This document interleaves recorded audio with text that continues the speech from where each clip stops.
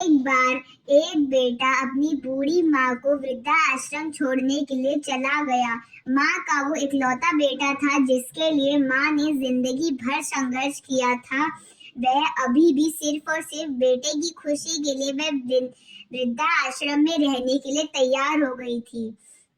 माँ हमेशा इसी ताक में लगी रहती कि उसका बेटा उससे मिलने आएगा, उसके सुख दुख के बारे में जानेगा, वह उसके लिए उपहार लाएगा।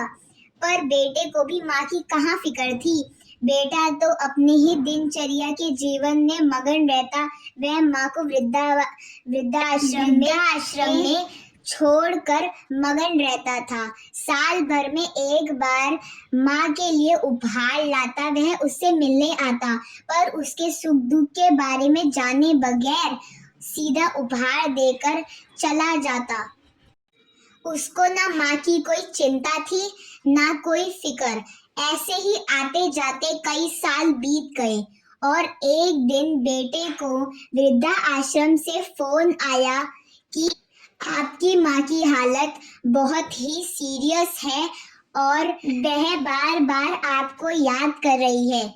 बेटा इस बात को सुनकर भागा चला माँ के पास गया और माँ के पास जाकर उसकी आखिरी इच्छा पूछने लगा कि आपकी आखिरी इच्छा क्या है, आप मुझे बताओ। तभी माँ ने कहा कि इस वृद्धा आश्रम में मच्छर और गर्मी बहुत होती है, इसलिए 2-4 पंखे लगा देना। और गर्मियों के वक्त में हमें भूखे पेट ही सोना पड़ता है, क्योंकि किसी के दिए हुए खाने को हम ज्यादा देर तक बचा नहीं पाते, इसीलिए 1-2 फ्रिज भी लगा देना। यह सुनकर बेटे ने पूछा कि आपने आज तक इस बारे में मुझे कुछ नहीं बोला और आप आज बोल रहे हो, क्यों? तभी माँ ने बोला कि मैंने तो जैसे तैसे करके जिंदगी काट ली, पर आगे चलकर मैं नहीं चाहती कि जब कल को तेरे बच्चे तेरे को ये वृद्धाश्रम छोड़े तो तू ये सारे दुख सहे। तभी बेटा माँ की बातें सुनकर आंखों में आंसू आ गए और वो दोनों एक दूसरे से गले लग गए।